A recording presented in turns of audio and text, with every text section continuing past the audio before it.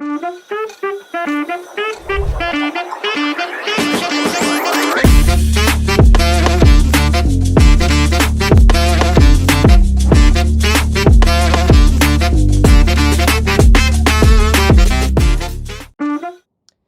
Everyone, स्वागत है आप सभी का द लॉटेल्स के ऑनलाइन प्लेटफॉर्म पे। मैं हूं अनुराग दुबे और आज का ये जो सेशन होगा, इस सेशन में हम कोई एमसीक्यू नहीं अटेम्प्ट करने वाले हैं। आज का ये जो सेशन रहने वाला है ये आप सभी के लिए ही रहने वाला है, यूपी एपीओ की जो प्रिपरेशन कर रहे हैं। आज के सेशन में मैं आपको बताऊंगा कि हमारा ये जो एग्ज़ाम होगा जो 22 मार्च को होने वाला है, वैसे ही बहुत कम दिन बचे हुए हैं हमारे एग्जामिनेशन के लिए। सो अब इस बचे हुए दिन में, जो कि हमारे पास केवल 40 से 45 दिन है, इन बचे हुए दिन में हमें प्रिपरेशन कैसी करनी है और इसमें भी जो हमारे टॉपिक्स हैं, जो हमें सब्जेक्ट में लिखे गए, इन सभी सब्जेक्ट में से जो सबसे ज़्यादा इम्पॉर्टेंट रहेगा हमारा ये हिस्ट्री ऑफ इंडिया, इसे कैसे प्रिपेयर करना है, ये मैं आज आप सभी को बताने वाला हूँ। तो वीडियो के अंत तक ज़रूर जुड़े रहना और अगर चैनल को सब्सक्राइब नहीं किया है तो चैनल को सब्सक्राइब ज़रूर कर देना। चलो सो अब सुनो ज़रा ध्यान से। आपका ये जो पूरा सिलेबस है यूपीएपीओ का, इसमें आपको साइंस भी पूछा जाना है, आपसे करंट अफेयर्स के क्वेश्चन भी आएंगे, हिस्ट्री के भी क्वेश्चंस आपसे पूछे जाएंगे, इकॉनमी भी आने वाली है, इसमें पॉलिटी भी आएगी, वर्ल्ड ज्योग्राफी और पॉपुलेशन वाले टॉपिक भी हमारे लिखे हुए हैं। और इन सभी टॉपिक्स में से सबसे ज़्यादा वेटेज आपको दिखेगा हिस्ट्री का। तो आज का ये सेशन हिस्ट्री के लिए ही रहने वाला है। जब हम इस हिस्ट्री की प्रिपरेशन करते हैं तो बहुत सारे बच्चों को ये डाउट रहता है कि सर हमें कौन से पोर्शन को सबसे ज़्यादा ध्यान देना है, कौन सा ऐसा पोर्शन है जिस पर हमें ज़्यादा फोकस नहीं रखना है, कौन सा ऐसा पोर्शन है जिसका वेटेज सबसे ज़्यादा है, अगर हमने उसे कंप्लीट कर लिया तो हमारे 2 नंबर पक्के होने चाहिए। आप तो हमें ऐसे टॉपिक्स बता दो। तो ये देखो, अब एक बार इन प्रीवियस ईयर्स के क्वेश्चन पेपर को, हाँ सबसे पहले हम ये लास्ट जो प्रीवियस ईयर्स में जो क्वेश्चंस आए हुए हैं, हम सबसे पहले इन्हें देखने वाले हैं कि क्वेश्चंस किस स्तर के पूछे गए हैं, कैसे पूछे गए हैं। और इसके बाद इस पेपर के एनालिसिस के बाद, हाँ हमने 2022 का, 2018 का और 2015 का पेपर उठाया हुआ है और फिर अब हमने इसमें से ये समझा कि कौन सा पोर्शन सबसे ज़्यादा इंपॉर्टेंट है। सबसे लास्ट में आज मैं यही बताऊंगा कि इन सभी जो क्वेश्चन को जब एनालिसिस किया मैंने, तो मुझे जो चीज़ें समझ में आई कि अगर बच्चे पर्टिकुलरली, अगर जैसे कि हम अभी देखेंगे कि मॉडर्न इंडिया में से आपको बुक्स एंड ऑथर के क्वेश्चन ज़रूर देखने को मिलेंगे, आपको हर पेपर में लगभग बुक्स एंड ऑथर का क्वेश्चन मिलेगा ही मिलेगा। तो ऐसे ही इंपॉर्टेंट टॉपिक मैं आज आपको सजेस्ट करने वाला हूँ। सबसे पहले इन क्वेश्चंस को देख लेते हैं पहले।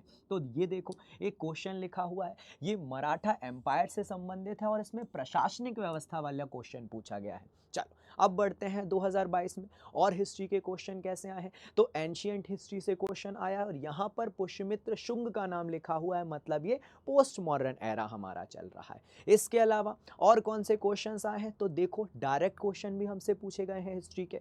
एहोल इंस्क्रिप्शन किसका है, ये पूछा गया है हमसे। डायरेक्ट क्वेश्चन ये पूछे गए हैं कि किस पर्सन ने रोहतास दुर्ग का निर्माण करवाया था। हमसे क्वेश्चन पूछे गए हैं बी.आर. अंबेडकर जी से भी रिलेटेड कि इन्होंने क्या क्या काम किए थे, यहाँ पर आपसे क्वेश्चन पूछा गया है। आपको 2022 में ही क्वेश्चन पूछा गया है कि बर्लिन में भारतीय स्वतंत्रता समिति, इंडियन इंडिपेंडेंस कमेटी किसने बनाई थी, ये पूछा गया है।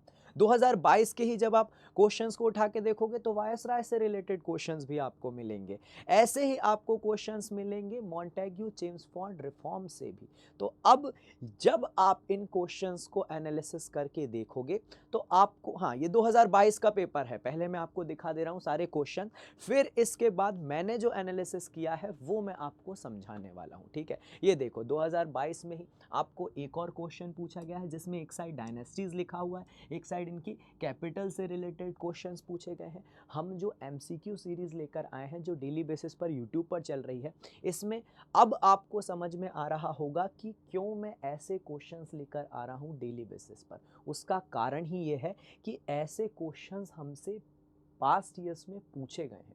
अगर हम इनकी प्रिपरेशन कर लें, हाँ क्योंकि जो पेपर है इसमें बहुत ज़्यादा चेंज नहीं होगा। बिल्कुल ये सही बात है कि अगर सिंपल लेवल था पहले तो धीरे धीरे लेवल अब डिफ़िकल्ट होता चला जाएगा। ये तो बिल्कुल सही बात है कि डिफ़िकल्ट तो होना ही है, लेकिन जो टॉपिक्स हैं वो तो फ्रीक्वेंटली आपको सेम ही मिलेंगे। आपको हर साल ऐसे क्वेश्चन मिलेंगे 2018 में भी क्वेश्चन पूछा गया था बुक्स एंड ऑथर वाला, 2022 में भी बुक्स एंड ऑथर का क्वेश्चन मिलना है, बुक्स एंड ऑथर का क्वेश्चन 2026 में भी जो आपका पेपर होगा मार्च में, वो उसमें भी आपको बुक्स एंड ऑथर का क्वेश्चन मिलेगा।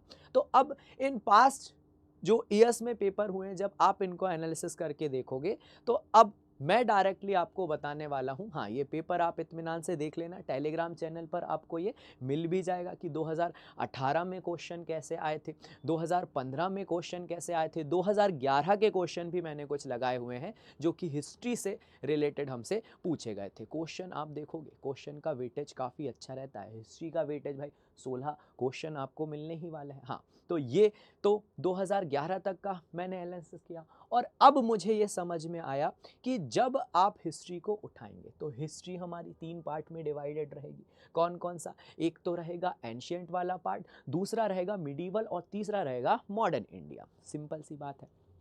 अब आप लोगों को सबसे पहले कौन सा हिस्ट्री पढ़ना है, सबसे पहले कौन सी हिस्ट्री को कंप्लीट करना आपका काम होना चाहिए? सबसे पहले आप उठाने वाले हो मॉडर्न इंडिया को। हाँ, जो लोग पहली बार पढ़ रहे हैं, जिन्हें ये लगता है कि सर हमने तो अभी तक रिवीजन ही नहीं किया है, पहली बार ही हम पढ़ रहे हैं, तो आप लोग एक काम करो, सबसे पहले पढ़ो इस मॉडर्न इंडिया को। जो लोग पहले से ही हिस्ट्री पढ़ चुके हैं, जिन्हें ऐसा लगता है कि नहीं सर हिस्ट्री हमें थोड़ी बहुत आती है और हम इस स्तर पर हैं कि अगर अभी भी हम रिवाइज करें तो हम 15 दिन में पूरी हिस्ट्री पढ़ लेंगे, तो वो लोग करें एंशिएंट से स्टार्ट। जो लोग पहली बार ही पढ़ रहे हैं, जिन्होंने कभी नहीं पढ़ी हिस्ट्री, जिन्हें लगता है कि हम तो जीरो हैं, वो सबसे पहले उठाओ इस मॉडर्न इंडिया को, क्योंकि मॉडर्न इंडिया में से ही आपको 8 क्वेश्चन आने वाले हैं। क्लियर हुई ये चीज़? 8 से ज़्यादा भी आ सकते हैं, ऐसा नहीं कि 8 ही आएंगे, 8 से ज़्यादा भी मॉडर्न इंडिया से क्वेश्चन पूछे जा सकते हैं।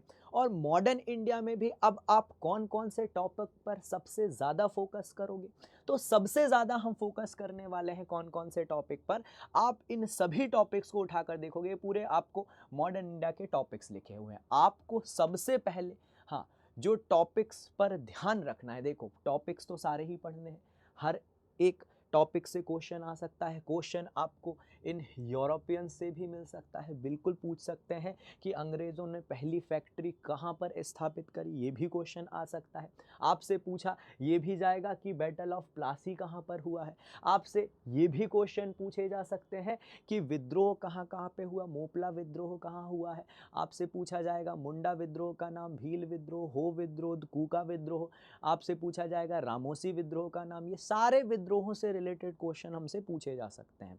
और अब मैं आपको बताऊंगा कि सबसे ज़्यादा चांसेस हैं कौन कौन से पोर्शन से। तो सबसे पहले आप एक चीज़ याद रखो कि ये वाला जो एक पोर्शन लिखा हुआ है ना, भारतीय विद्रोह वाला, जिसमें हमें बहुत सारे ट्राइबल और पीजेंट विद्रोह मिलते हैं 1757 के बाद के, ये पोर्शन से एक क्वेश्चन 100% आएगा ही आएगा। तो इस पोर्शन को पढ़ के जाना।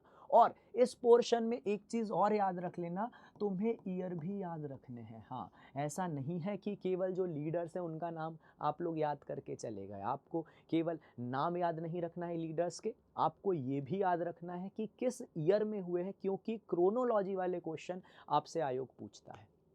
ठीक है, तो पहली चीज़, इस पोर्शन को बिल्कुल भी स्किप नहीं करना है। आपको ये 1857 वाला भी पोर्शन स्किप नहीं करना है। बहुत बार क्वेश्चन 1857 से रिलेटेड पूछे गए हैं, और इस 1857 में भी बुक्स एंड ऑथर वाले क्वेश्चन बने हुए हैं।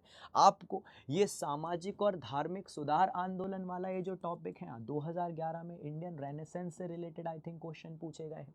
तो अब ये पोर्शन भी आपको नहीं छोड़ना है। एक क्वेश्चन वायस रॉय से रिलेटेड भी आता है आपको, तो ये पोर्शन भी हमें पढ़ना पड़ेगा। क्लियर हुई ये चीज़? ये सारे ही पोर्शन आपके लिए इंपॉर्टेंट है। टॉपिक चूज करो और एक एक टॉपिक पर आपको अब इन डेप्थ जाकर बिल्कुल स्टडी करनी पड़ेगी। अगर आप ये सोच रहे हो कि सर ऊपर से पढ़ लें सब खत्म हो जाएगा क्या, तो नहीं होने वाला भाई। आपसे क्वेश्चन तब तक नहीं बनेंगे जब तक तुम इन डेप्थ जाकर नहीं पढ़ोगे। और इसमें भी इस चीज़ पर फोकस ज़रूर कर लेना, दूसरा सबसे इंपॉर्टेंट इन सभी में, दूसरे नंबर पर सबसे ज़्यादा इंपॉर्टेंट पता है क्या होने वाला है? दूसरे नंबर पर सबसे ज़्यादा इंपॉर्टेंट होने वाला है ये वाला पोर्शन, ये जो लिखा हुआ है क्रांतिकारी राष्ट्रवादी आंदोलन, रिवॉल्यूशनरी नेशनल मूवमेंट। इसके अलावा जो गांधीयन एरा के मूवमेंट्स हैं, आपको पता होना चाहिए कि खिलाफत मूवमेंट पहले होगा या फिर पहले आने वाला है हमारा Chauri Chaura incident, Rowlatt Act किस टाइम पे आएगा, साइमन कमीशन किस ईयर में आएगा। आपको इनके ईयर्स भी याद रखने हैं। ये थर्ड इंपॉर्टेंट पॉइंट होगा हमारे इस मॉडर्न इंडिया का, ये जो लिखा हुआ है गांधीयन एरा। इसके अलावा जो फोर्थ सबसे इंपॉर्टेंट पॉइंट है, हाँ, एक क्वेश्चन 100% इस पोर्शन से आएगा ही आएगा। ये जो पुस्तकें और लेखक वाला एक पोर्शन लिखा हुआ है, ये टॉपिक गलती से भी मत भूलना। ये सभी टॉपिक्स आपके लिए इम्पॉर्टेंट है और इनमें ये जो 4 टॉपिक मैंने जो लिखे हैं ये तो बहुत ही ज़्यादा इम्पॉर्टेंट है। बाकी के बारे में आप थोड़ा बाद में भी पढ़ोगे, जैसे यूरोपियंस के बारे में, वॉर एंड ट्रिटीज़ के बारे में, ये ट्रिटीज़ से रिलेटेड, संधियों से रिलेटेड भी क्वेश्चन आए हैं कि बसीन की संधि कब हुई, आपसे ऐसे डायरेक्ट क्वेश्चन आए हैं। तो अब इन ट्रिटीज़ वाले क्वेश्चन पर भी ध्यान रखना। तो अब कुल मिला के बात इतनी सी है कि आपको पोर्शन सेलेक्ट करना है और एक एक पर टिक करते जाना है और सारी चीज़ों को कंप्लीट करना है। सबसे पहले उठाओगे इस पोर्शन को, ठीक है, हाँ सॉरी, सबसे पहले किस पोर्शन को उठाने वाले हो? सबसे पहले इंपॉर्टेंस देना है इस पोर्शन को, फिर इसके बाद आप लोग उठाने वाले हो इस पोर्शन को, देन इसके बाद इस थर्ड पोर्शन को उठाएंगे, फिर इसके बाद फोर्थ पर जाना, फिर इसके बाद फिफ्थ आप लोग उठाओगे ये ट्रिटीज़ वाली चीज़ों को। समझ में आया? और ये सब आप लोगों को चीज़ें याद करनी पड़ेगी, तब जाके ये मॉडर्न के आप 8 क्वेश्चन सही कर पाओगे। क्लियर हो गई ये चीज़? हाँ, तो इतनी सी चीज़ आई होप यहाँ तक कि आप लोगों को क्लियर है। अब आते हैं हमारी मिडीवल और एंशियंट इंडिया पर। तो मिडीवल से क्वेश्चन तो काफ़ी इजी पूछे जाते हैं। मिडीवल में अब सबसे ज़्यादा फोकस कौन से पॉइंट पर करोगे आप? तो मिडीवल में आपसे क्वेश्चन, हाँ देखो कहाँ कहाँ से पूछे गए हैं। बहुत बार क्वेश्चन आपको इस अर्ली मिडीवल पीरियड से मिलेंगे। राजपूत राजाओं के नाम मिलेंगे, उनकी कैपिटल्स के नाम मिलने वाले हैं। आपसे क्वेश्चन दिल्ली सल्तनत से रिलेटेड भी पूछे जाते हैं। एक क्वेश्चन इसमें ही मिला था, हाँ दिल्ली सल्तनत से रिलेटेड क्वेश्चन हमसे पूछा गया था। एग्जैक्टली क्वेश्चन याद नहीं आ रहा, बट ये पोर्शन भी इम्पॉर्टेंट है। इससे ज़्यादा इम्पॉर्टेंट लेकिन कौन सा पोर्शन होने वाला है? इससे ज़्यादा इम्पॉर्टेंट है ये मराठा एम्पायर वाला पोर्शन। जो मिडीवल है, मिडीवल में सबसे ज़्यादा इम्पॉर्टेंट आपको ये मराठा पोर्शन मिलेगा। इसके एडमिनिस्ट्रेशन से रिलेटेड कई बार क्वेश्चन आ चुके हैं, तो मराठा भी पढ़ोगे तो उसमें एडमिनिस्ट्रेशन पर ध्यान देना। आपसे क्वेश्चन इस विजयनगर से रिलेटेड भी पूछा जाएगा। इसमें आपको किंग्स के बारे में याद रखना है। इसमें पूछा गया है सुलभ तुलुभ जो डायनेस्टी मिलती है, तो कृष्णदेव राय का नाम पूछा गया था। हाँ, इसमें डायरेक्टली कृष्णदेव राय का नाम लिख दिया था, पूछा था कि कौन सी डायनेस्टी से रिलेटेड है, तो विजयनगर से रिलेटेड क्वेश्चन भी आए हैं। मुगल से रिलेटेड क्वेश्चन तो इन डेप्थ जाके पूछे जाते हैं और इसमें सबसे ज़्यादा प्रोबेबिलिटी बनती है कि आपसे क्वेश्चन पूछा जाएगा अकबर से रिलेटेड। ठीक है, अकबर से रिलेटेड सबसे ज़्यादा प्रोबेबिलिटी है, तो अकबर वाली चीज़ों को याद करके जाना। और इसके बाद सेकंड नंबर पर औरंगज़ेब ही होने वाला है, जो कि इंपॉर्टेंट रहेगा। इससे रिलेटेड भी क्वेश्चन पढ़ के जाना है। तो ये रहा हमारा ये मध्यकालीन भारत वाला पोर्शन। ठीक है, इसमें आपको सबसे पहले फोकस करना है ये शिवाजी वाले टाइम पीरियड पर। इसमें ही आपको, हाँ, सिंधिया, होलकर्स जो भोंसले रहेंगे उनके बारे में भी थोड़ा थोड़ा चीज़ें समझनी पड़ेगी। आपको इनकी कैपिटल्स क्या थी ये याद करनी पड़ेगी। इसके अलावा तो आपको यहाँ पर अकबर वाला पोर्शन पढ़ना है, यहाँ पर आपको विजयनगर के बारे में थोड़ा समझना है और फैक्चुअल चीज़ें आपको इस दिल्ली सल्तनत की भी याद करनी है। जो एकदम फैक्ट बेस्ड चीज़ें होती हैं वो आपको याद करना पड़ेगा। बलबन से रिलेटेड क्वेश्चन आया था कि आयरन एंड ब्लड पॉलिसी किसने लेकर आया था। तो ऐसे फैक्ट आपको इस मध्यकालीन के दिल्ली सल्तनत वाले पार्ट से भी मिल जाएंगे। तो अब ये रहा हमारा मिडीवल वाला पार्ट। हालांकि मिडीवल तो बच्चों को इतना दिक्कत नहीं देता है, बच्चे पढ़ लेते हैं। सबसे ज़्यादा अब दिक्कत आती है बच्चों के साथ इस एंशियंट वाले पार्ट में। उन्हें ये समझ नहीं आता कि इस एंशियंट में सबसे इम्पॉर्टेंट कौन सा पोर्शन है। तो अब आते हैं ज़रा, एंशियंट में सबसे ज़्यादा इम्पॉर्टेंट कौन सा पोर्शन है। सबसे पहले जो लिखा हुआ है हड़प्पा। ठीक है, हड़प्पा सबसे इम्पॉर्टेंट एक पोर्शन होने वाला है। इसमें एक अच्छी चीज़ ये है कि डायरेक्ट फैक्ट याद करने हैं, कौन सी साइट किस जगह पर है और उसका जो डिस्कवरी है साइट की वो किसने करी है, बस इतनी सी चीज़ याद रख लोगे तो आपका क्वेश्चन ये इंडस वैली का सही हो जाएगा। बस आपको साइट का नाम पता होने चाहिए, किस स्टेट में वो मिलती है ये पता होना चाहिए, और किसने डिस्कवर की है, किसने उस पर एक्सकवेशन का काम किया है, उस पर खुदाई का काम किसने किया है। बस इतनी सी चीज़ आपको पता रहेगी तो हड़प्पा सभ्यता का क्वेश्चन सही हो जाएगा। बहुत सिंपल पोर्शन। इसके अलावा ये वैदिक पीरियड वैसे तो बहुत बड़ा हो जाता है, इसमें हमें उपनिषद भी पढ़ने हो जाएंगे, इसमें ही आपको अरण्यक्स के बारे में भी पढ़ना होगा, इसी में आपको वेदों के बारे में पढ़ना होगा। लेकिन जो वैदिक पीरियड है ये इसलिए इजी हो जाता है क्योंकि इसमें क्वेश्चन बहुत ज़्यादा इजी पूछे जाते हैं। सबसे सरल क्वेश्चन एंशिएंट इंडिया में इस हिस्से से ही आ रहे हैं। वेदों से रिलेटेड डायरेक्ट क्वेश्चन आपसे ये पूछा जाएगा कि गायत्री मंत्र किससे संबंधित है, कौन से वेद से उठाए, वो कौन से वेद में मिलता है। ऐसे क्वेश्चन आपको मिलेंगे इस वेद वाले पोर्शन से। तो ये भी एक ईजी एरिया हो गया जहाँ पे आप स्कोर कर सकते हो। बौद्धिज्म और जैनिज्म, बिल्कुल इसे स्किप मत करके जाना। बौद्धिज्म जैनिज्म वाला टॉपिक भी बहुत इंपॉर्टेंट है। क्वेश्चन डायरेक्टली पूछते हैं कि 23rd नंबर के तीर्थंकर कौन थे, ऐसा क्वेश्चन भी आ चुका है हमारे पेपर में। क्लियर है चीजें। चलो सो अब ये बौद्धिज्म जैनिज्म वाला भी, महाजनपद से रिलेटेड तो क्वेश्चन आया है कि कहाँ पर 16 महाजनपदों का नाम लिखा हुआ है, तो अब महाजनपद वाला पॉइंट भी इंपॉर्टेंट है। मौर्यन साम्राज्य से रिलेटेड क्वेश्चन आपको केवल अशोक से ही मिलते हैं। ठीक है, मौर्यन साम्राज्य में आपसे क्वेश्चन किससे रिलेटेड पूछा जाएगा, अशोका से रिलेटेड पूछा जाएगा। और उसके बाद ये लिखा हुआ है गुप्तन एम्पायर, गुप्तन एम्पायर में क्वेश्चन बनते हैं समुद्रगुप्त से रिलेटेड। ठीक है, एक तो समुद्रगुप्त, दूसरा चंद्रगुप्त विक्रमादित्य 2 से भी रिलेटेड बनते हैं। और इस एरिया से आपको बुक्स एंड ऑथर वाला पॉइंट भी कवर करके जाना है। ठीक है, इस टाइम पीरियड पर लिटरेचर में काफ़ी अच्छी उन्नति हुई है गुप्तन साम्राज्य में, तो जितने भी इस टाइम पीरियड पर साहित्य और साहित्यकार मिलते हैं उन सभी को आपको याद करना है, इसे स्किप मत करना। और लास्ट इसके बाद जो पोस्ट गुप्तन एरा लिखा हुआ है, इस टाइम पीरियड पर जो किंगडम्स है उनकी कैपिटल्स को आपको याद करना है, किस एरिया में वो रूल कर रहे थे ये याद रखना है, और कौन से मंदिर बनवाए थे, कौन से टेम्पल्स बनवाए थे, इस पोर्शन को कवर करके जाना। That's it. अगर आपने इतने पॉइंट्स को जो जो मैंने बोले हैं कवर किया हो तो बिल्कुल ये प्रोबेबिलिटी है कि आप 16 में से अब देखो बहुत ज़्यादा होप तो नहीं दूंगा, अगर लास्ट मोमेंट पर पढ़ रहे हो तो भी 16 में से आप टोटल 10 क्वेश्चन तो सही से अटेम्प्ट कर पाओगे, 10 क्वेश्चन तो आप स्कोर कर पाओगे। क्लियर हुई चीज़ें। अगर बस इतने ही पोर्शन को आपने अच्छे से पढ़ लिया तो 10 क्वेश्चन तो आप आसानी से अटेम्प्ट करोगे, लास्ट मोमेंट पर भी अगर अभी भी पढ़ना स्टार्ट करोगे तो। क्लियर है चीज़ें। चलो सो अब आज के सेशन को करेंगे यहीं पर समाप्त। ये तो था हमारा हिस्ट्री का पोर्शन, इसका हमने प्लानिंग देखी कि कैसे हम स्कोर कर सकते हैं, कौन से पोर्शन सबसे ज़्यादा इंपॉर्टेंट है। जितने भी पोर्शन लिखे हुए हैं इनको आपको कंप्लीट करना है।